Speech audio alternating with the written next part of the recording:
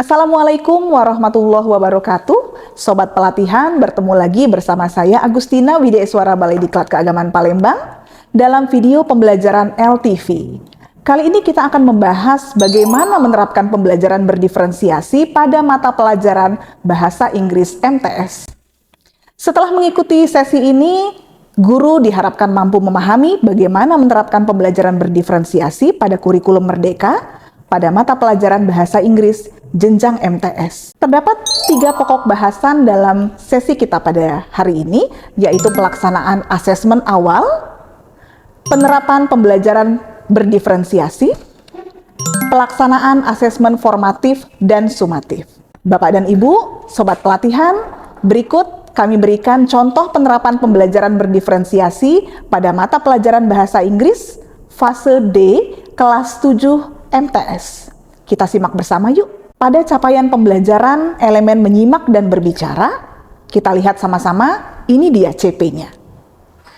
Sobat pelatihan, dari CP tersebut kita bisa merumuskan beberapa TP, yaitu TP yang pertama, menggunakan bahasa Inggris untuk berinteraksi dan saling bertukar ide dengan guru, teman sebaya, dan orang lain dalam berbagai macam konteks familiar yang formal dan informal.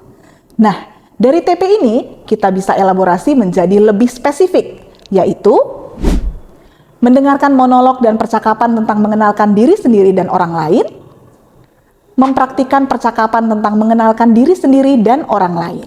Sobat pelatihan, dalam pembelajaran berdiferensiasi, sebelum kegiatan KBM dilakukan, maka guru melakukan pendataan berupa minat, kesiapan belajar, dan profil belajar. Asesmen awal dilakukan untuk mengetahui penguasaan materi sebelumnya, yaitu materi describing people and object, possessive adjective, expressing feelings, dan bisa kita lihat contoh instrumen yang bisa digunakan dalam asesmen diagnostik pada sesi ini.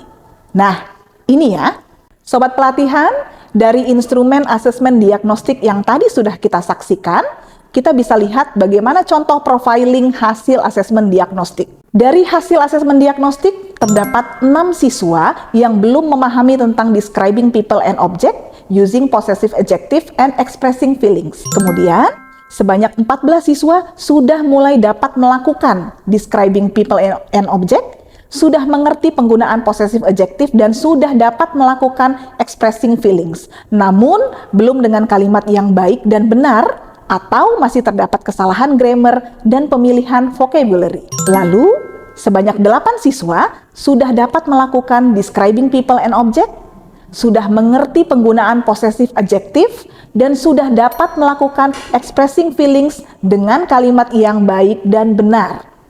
Bapak dan Ibu, dari asesmen diagnostik dan profiling hasil asesmen diagnostik, kita bisa merencanakan langkah-langkah pembelajarannya. Dimulai dari pendahuluan. Guru memulai kegiatan dengan budaya positif bersyukur, dengan salam dan berdoa, menanyakan kabar, dan melakukan apersepsi. Kemudian, guru menjelaskan tujuan pembelajaran yang akan dicapai.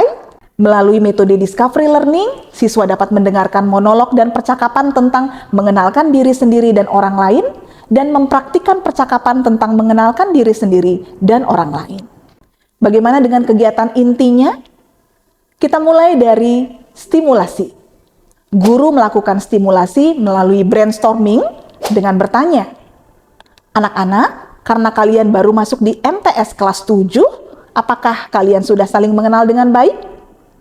Apakah kalian tahu tiap nama dari teman-teman baru kalian di kelas ini? Nah, brainstorming bisa dilakukan pada awal pembelajaran. Berikutnya, melakukan identifikasi masalah. Guru mendorong siswa untuk mengidentifikasi masalah. Contohnya dengan seperti ini. Anak-anak, pada pertemuan hari ini kita akan belajar bagaimana cara melakukan perkenalan diri dalam bahasa Inggris yang bisa kamu coba. Memperkenalkan diri dalam bahasa Inggris disebut sebagai self-introduction. Apa sih ungkapan-ungkapan atau expressions yang dapat kita pakai saat ingin berkenalan atau melakukan self-introduction? Tahap berikutnya adalah mengumpulkan data. Guru menayangkan sebuah film pendek berdurasi 2 menit yang menampilkan 2 tokoh sedang berkenalan dalam bahasa Inggris. Guru memberikan instruksi lanjutan. Dalam pair work, coba kalian sebutkan ungkapan-ungkapan yang digunakan oleh kedua tokoh dalam film untuk melakukan self-introduction.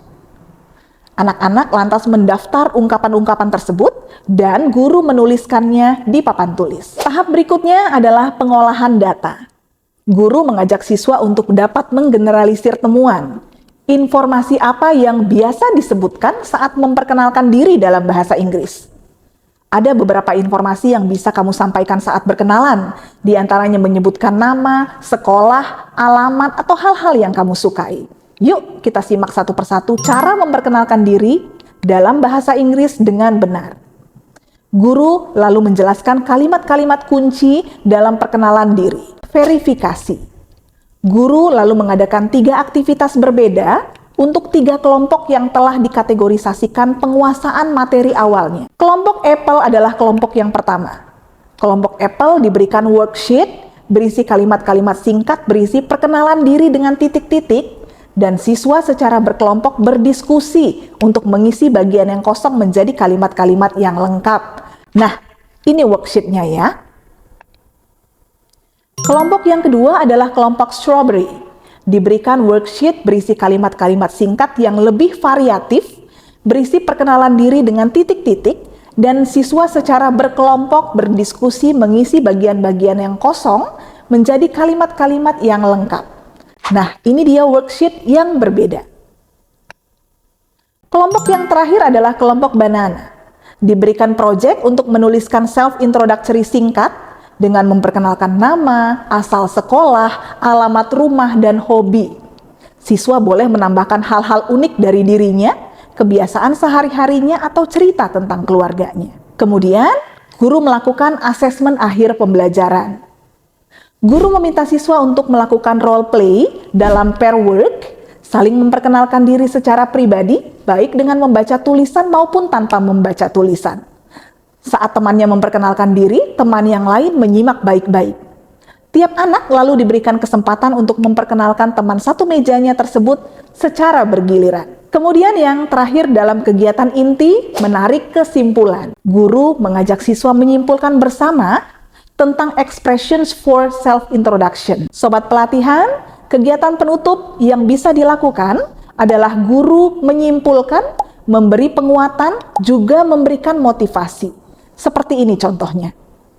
Nah, anak-anak, berbicara di depan umum memang bukan hal yang mudah, apalagi di depan orang-orang yang tidak kamu kenal dan menggunakan bahasa asing. Tapi kamu tidak perlu khawatir, Ibu punya tips supaya kalian lebih percaya diri.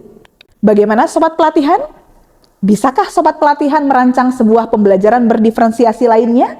Pasti bisa bukan? Satu yang sobat pelatihan sama-sama kita sepakati adalah pembelajaran berdiferensiasi adalah pembelajaran yang memberi keleluasaan pada siswa untuk meningkatkan potensi dirinya sesuai dengan kesiapan belajar, minat, dan profil belajar siswa tersebut. Pembelajaran berdiferensiasi tidak hanya berfokus pada produk pembelajaran, tapi juga fokus pada proses dan konten atau materi. Sampai jumpa di materi selanjutnya.